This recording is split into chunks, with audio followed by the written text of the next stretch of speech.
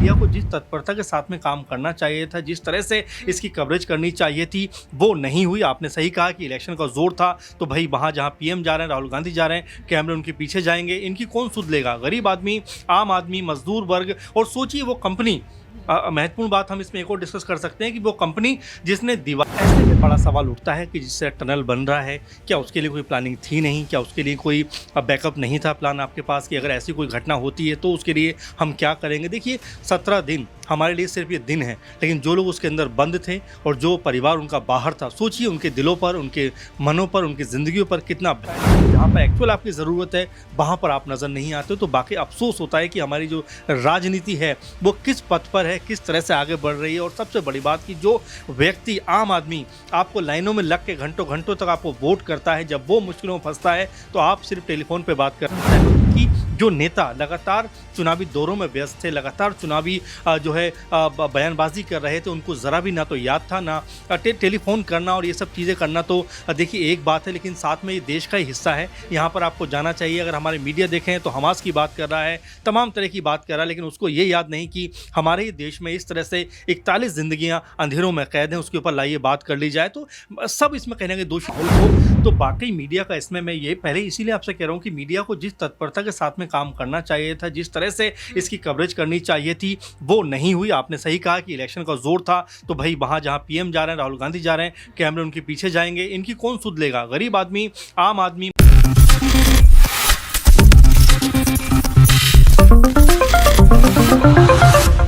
नमस्कार, next 9 news देख रही हैं आप और मैं हूं आपके साथ प्रज्ञा सिंह।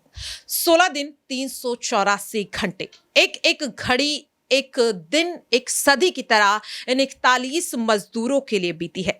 हालांकि 17वें दिन भले ही ये मजदूर टनल से तो बाहर आ गए हैं, लेकिन सवाल लगातार ये उठ रहा है कि जो 17 दिनों में जिस खौफ में इन 41 मजदूरों ने अपनी जिंदगी को बिताया है, पल पल जिस तरह से इन्होंने जिंदगी और मौत के बीच की लड़ाई जो लड़ी है, आखिरकार उसके लिए कौन जिम्मेदार है?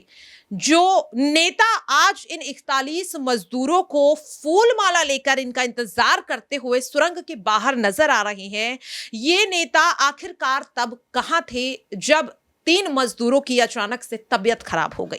ये नेता आखिरकार तब कहां थे जब अचानक से ये मजदूर फंस जाते हैं इस टनल में?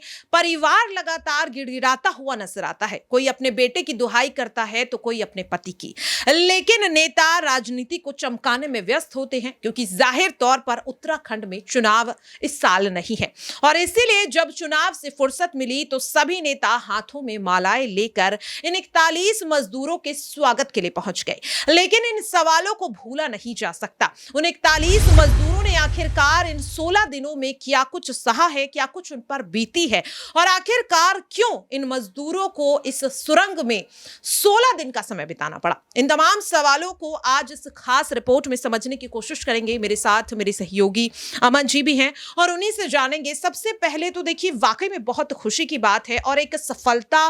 देश भर ने जो प्रार्थनाएं इन 41 मजदूरों के लिए की हैं, वो आज वाकई में सच साबित होती हुई नजर आई। लेकिन सवाल मेरा आपसे यही रहेगा अमन जी के क्या इन 384 घंटों में जो कुछ बीती है इन मजदूरों पर, क्या जिंदगी भर ये इस दर्दनाक हादसे को भुला पाएंगे? देखिए बिल्कुल, और ये 12 नवंबर का मामला है। जिस तरह से देखा जा रहा है कि दीपावली का वो दिन था और कहा जाता है कि दीपों का त्यौहार है, रोशनी का त्यौहार है, लेकिन इनकी ज़िंदगी में उस दिन जिस तरह से अंधेरा दिखाई दिया, उसके बाद से आज तक देखिए लगातार आस, उम्मीद और भरोसे के ऊपर ही कहीं ना कहीं उनका परिवार आज तक बाहर बैठा हुआ है, रो रहा है, आंसू बहा रहा है, लेकिन किसी के ऊपर कोई फ़र्क नहीं पड़ा। आपने शुरुआत में एक बात कही कि जो लोग आज फूल माला लेकर बैठे हुए हैं, कल तक इनका कोई अता पता नहीं था। ऐसे में बड़ा सवाल उठता है कि जिससे टनल बन रहा है, क्या उसके लिए कोई प्लानिंग थी नहीं? क्या उसके लिए कोई बैकअप नहीं था प्लान आपके पास कि अगर ऐसी कोई घटना होती है तो उसके लिए हम क्या करेंगे? देखिए, 17 दिन हमारे लिए सिर्फ ये दिन है, लेकिन जो लोग उसके अंदर बंद थे और जो परिवार उनका बाहर था, सोचिए उनके दिलों पर, उनके मनों पर, उनकी ज़िंदगियों पर कितना भयानक इसका असर पड़ा जी, यहाँ पर अगर मैं बात करूं, देखिए 5 राज्यों के विधानसभा चुनाव, अगर हम 12 नवंबर से ही अगर आकलन लेके चले, मध्य प्रदेश में कितनी बार भारतीय जनता पार्टी की तरफ से प्रधानमंत्री नरेंद्र मोदी आए, कांग्रेस की तरफ से राहुल गांधी आए, अखिलेश यादव समाजवादी पार्टी की तरफ से आए, सीएम योगी आदित्यनाथ तक आपने देखा राजस्थान पहुंच गए। लेकिन ये तमाम नेता, क्योंकि हम किसी एक पर सवाल नहीं उठा रहे हैं, ये तमाम नेता आखिरकार उत्तराखंड क्यों नहीं पहुंच पाए, ये सवाल। जी, बिल्कुल महत्वपूर्ण सवाल है आपका, क्योंकि अगर प्रज्ञा जी देखें हम कि मेरे ख्याल में सबसे ज़रूरत वहाँ पर आपको थी, वहाँ पर आप प्लान करते बैठ के क्या बेहतर हो सकता है। 17 दिनों के बाद आपको याद आ रही है कि इस तरह से भी हम मज़दूर को निकाल सकते हैं। अपने आप में ये भी एक गंभीर सवाल है, क्योंकि इससे पहले 6-7 एक्सपेरिमेंट आप कर चुके हैं, लेकिन आपको आखिरकार उस तरीके पे आना पड़ा जो आपने 2014-15 में जिसको बैन किया था। तो ऐसे में क्या कोई बैकअप प्लान नहीं था? और दूसरा महत्वपूर्ण जो बात आप कह रहे हैं कि जितने भी नेता हैं, बिल्कुल आपकी बात से मैं सहमत हूँ कि आप जो चुनावी सभाएँ होती हैं उसमें तो आप बिल्कुल नज़र आते हो, बड़े-बड़े वायदे आप करते हो, तमाम चीज़ें आप कहते हुए नज़र आते हो, एक-दूसरे को पनौती कहते हो, वो आपको मूर्खों का सरदार कहता है, लेकिन जहाँ पर एक्चुअल आपकी ज़रूरत है, वहाँ पर आप नज़र नहीं आते हो। तो बाकी अफ़सोस होता है कि हमारी जो राजनीति है, वो किस पथ पर है, किस तरह से आगे बढ़ रही है। और सबसे बड़ी बात कि जो व्यक्ति, आम आदमी आपको लाइनों में लग के घंटों-घंटों तक आपको वोट करता है, जब वो मुश्किलों में फँसता है, तो आप सिर्फ़ टेलीफ़ोन पे बात करते हैं, उससे मिलने नहीं जाते। बिल्कुल। अगला सवाल इसी चीज से लेना चाहूंगी कि पहला फोन प्रधानमंत्री नरेंद्र मोदी की तरफ से इन सुरंग में फंसे 41 मजदूरों को लेकर पुष्कर सिंह धामी को 13 नवंबर को किया जाता है, जो पहला फोन था, जिसकी जानकारी खुद मुख्यमंत्री ने दी अपने ट्विटर अकाउंट से। और पिछले 48 घंटों में लगभग 4 से 5 बार प्रधानमंत्री इसका अपडेट ले चुके हैं। क्यों? 25 नवंबर को राजस्थान में क्या वोटिंग होने का इंतजार किया जा रहा था कि पहले देख लिया जाए कि राजस्थान में जनता हमारे समर्थन में वोट कर रही है, उसके बाद 41 मजदूरों के बारे में सोच लिया जाएगा। जाहिर तौर पर ये 41 मजदूर उन्हें चुनाव नहीं जितवा सकते थे, शायद इसीलिए इन मजदूरों की जिंदगी को यूं बीच मझधार में छोड़कर तमाम मंत्री अपनी सियासी रोटियों को सेकते हुए नजर आए। ज़ाहिर बात है। और देखिए झारखंड में जब आप देखेंगे इसमें जो मज़दूरों की संख्या है 41, उसमें 17-18 जो मज़दूर हैं वो झारखंड के हैं, और प्रधानमंत्री जी झारखंड पहुंचते हैं। और महत्वपूर्ण बात ये है, अहम बात ये है, जो सोचने वाली बात भी है कि वहाँ पर पीएम के मुख से एक बार भी इन मज़दूरों के बारे में एक शब्द नहीं निकलता। आपको याद हो कि मीडिया को भी शायद अभी 2 दिन पहले ही याद आया कि वहाँ पर लोग फंसे हुए हैं, चलिए वहाँ पर रिपोर्टिंग की जाए, कुछ बेहतर कवरेज की जाए। इससे पहले मीडिया भी इक्का दुक्का खबरों के बाद उस पर बात ही नहीं करता था, क्योंकि चुनाव महत्वपूर्ण थे। आपकी बात से मैं 101% सहमत हूँ कि जो नेता लगातार चुनावी दौरों में व्यस्त थे, लगातार चुनावी जो है बयानबाजी कर रहे थे, उनको ज़रा भी ना तो याद था, ना टेलीफोन करना और ये सब चीज़ें करना। तो देखिए एक बात है, लेकिन साथ में ये देश का ही हिस्सा है, यहाँ पर आपको जाना चाहिए। अगर हमारे मीडिया देखें तो हमास की बात कर रहा है,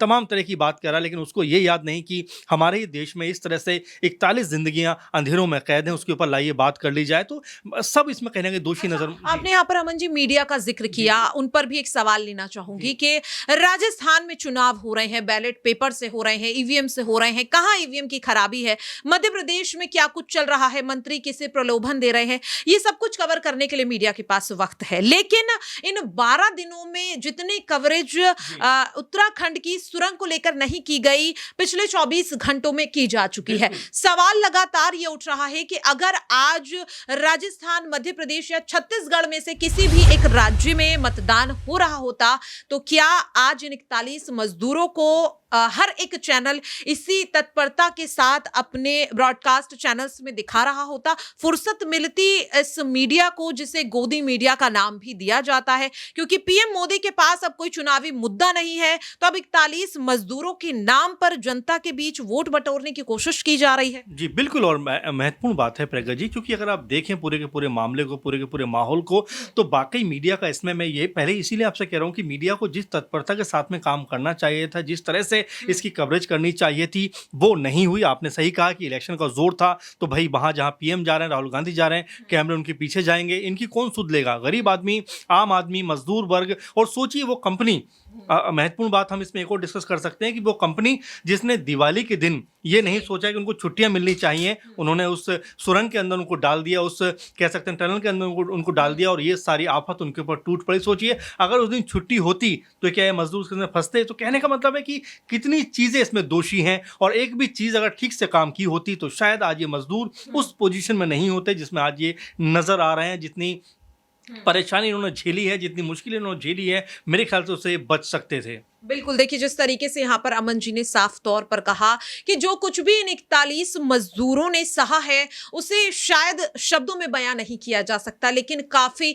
अहम आज ये देखना है कि एक लंबे संघर्ष के बाद, लगभग मौत का चेहरा देखने के बाद आज ये 41 मजदूर इस सुरंग से बाहर आए हैं। काफी भावुक कर देने वाला है ये पल, क्योंकि 41 मजदूरों के परिवार जिस तरीके से पल पल का इंतजार कर रहे हैं। कहा जाता है लंबी लड़ाई तो आसानी से जीत ली जाती है, लेकिन ये जो इंतजार है कुछ क्षणों का, वो वाकई में अब इंतजार पार करना काफी मुश्किल होता हुआ परिवार के लिए नजर आ रहा है। हर एक चीज यहाँ पर, हर एक सुविधा मुहैया कराई जा रही है और ऐसे में देखना काफी अहम होगा कि 41 मजदूरों की पहली झलक जब सामने आएगी तो इसके बाद आखिरकार इस मुद्दे को जिस तरह से अब तक दबाने की कोशिश की गई, क्या राजनीतिक मुद्दा बनाते हुए तमाम मंत्री नजर आएंगे जो अब तक तो इस मामले पर कुछ नहीं बोले, लेकिन अब जब चुनावी मुद्दा कोई नहीं बचा है तो जाहिर तौर पर पक्ष और विपक्ष दोनों इस पर अपनी सियासी रोटियां सेकते हुए नजर जरूर आएंगे। क्या लगता है आपको इस खास